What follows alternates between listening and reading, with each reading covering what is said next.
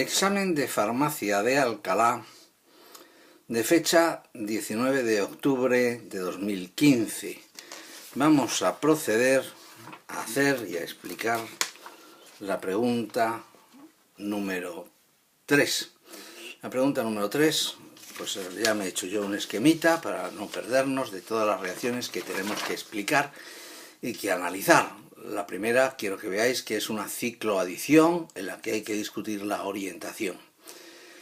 El apartado B me habla de tratar a una molécula de metoxibenceno con una mezcla de un metal alcalino con amoníaco líquido. Es la famosa reacción de Birch, que conduce a un dieno no conjugado.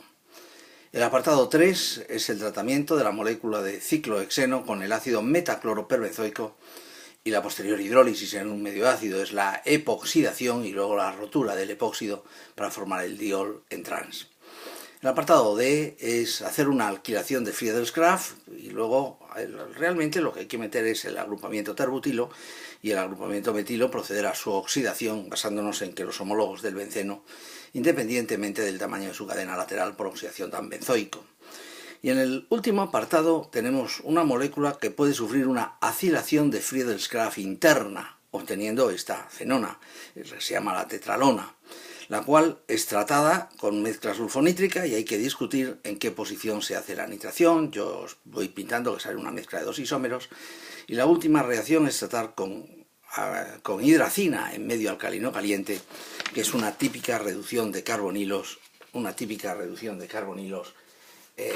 que me conduce a un carbonilo, desaparece y se transforma en un CH2.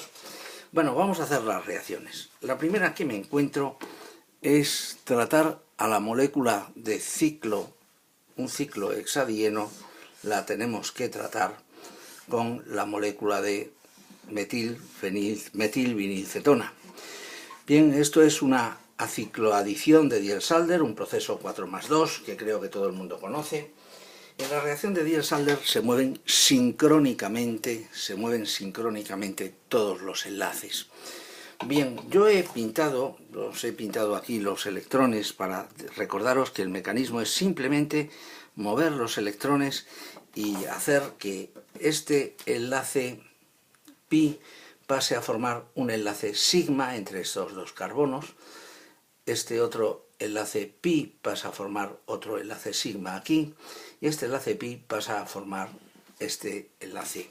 Pero bueno, veo que he cometido un pequeño error porque se me ha olvidado el grupo metoxi, que tiene en la posición 1 el sistema diénico. Volvemos a pintar el sistema diénico con el agrupamiento metoxi y el sistema filodiénico que era la metilvinilcetona. Recuerdo que en las reacciones de Diels-Alder, en las cicloadiciones de Diels-Alder, conviene que los agrupamientos electrondadores estén en el sistema diénico y los agrupamientos electroatractores en el sistema filodiénico. Ya os he dicho que es un mecanismo concertado.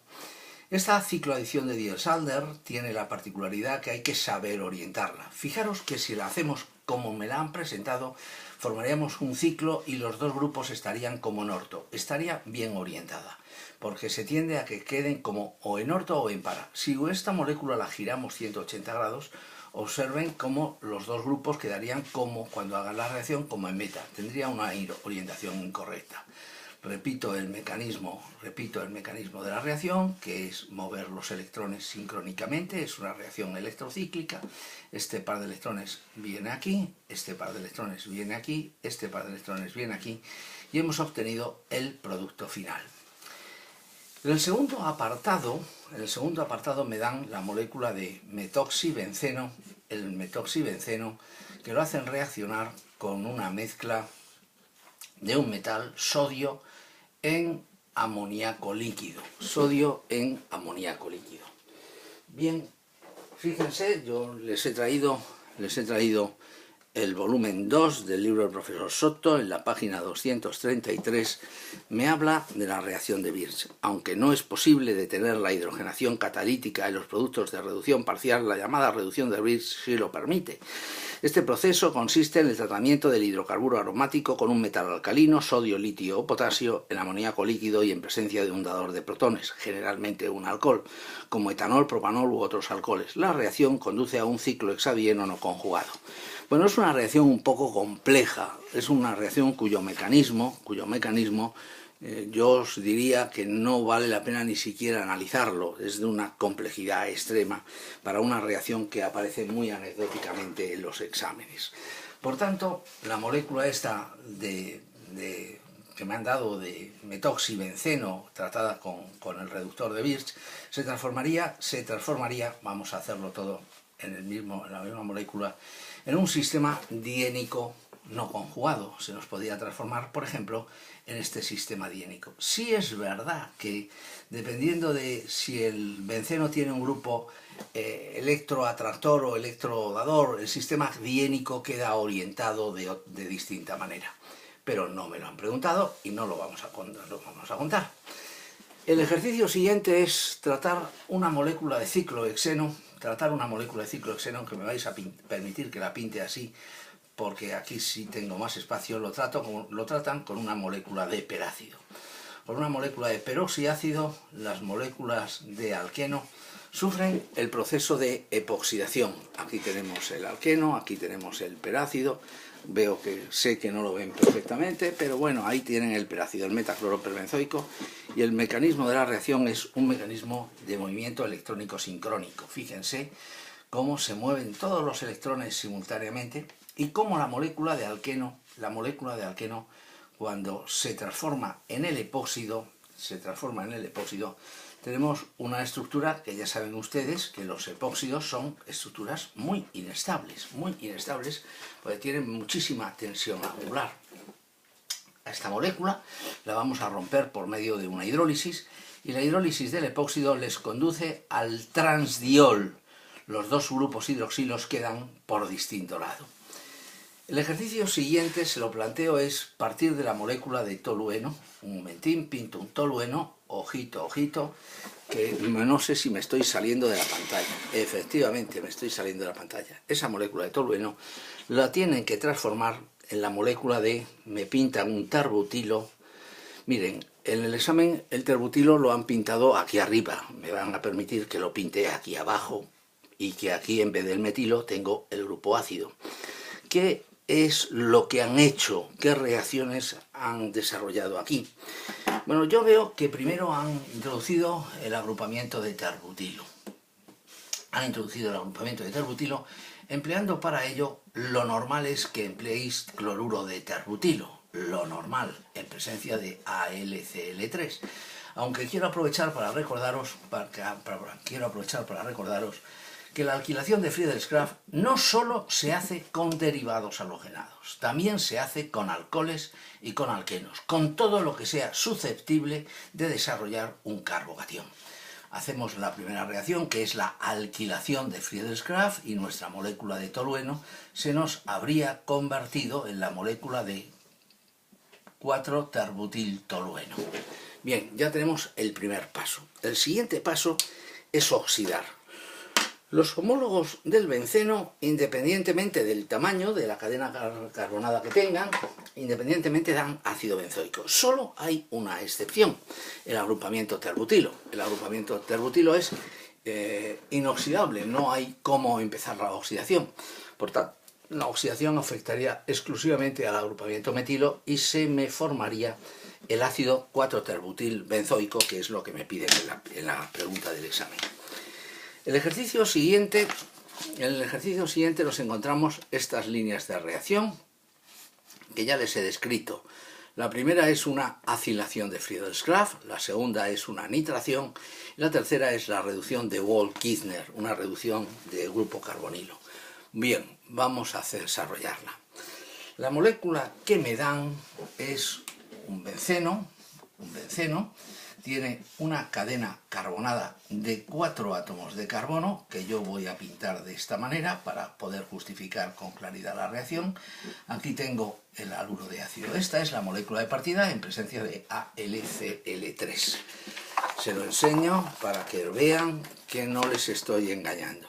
El benceno con el haluro de ácido, pero yo la he pintado, como pueden ver, de otra manera un poquito diferente.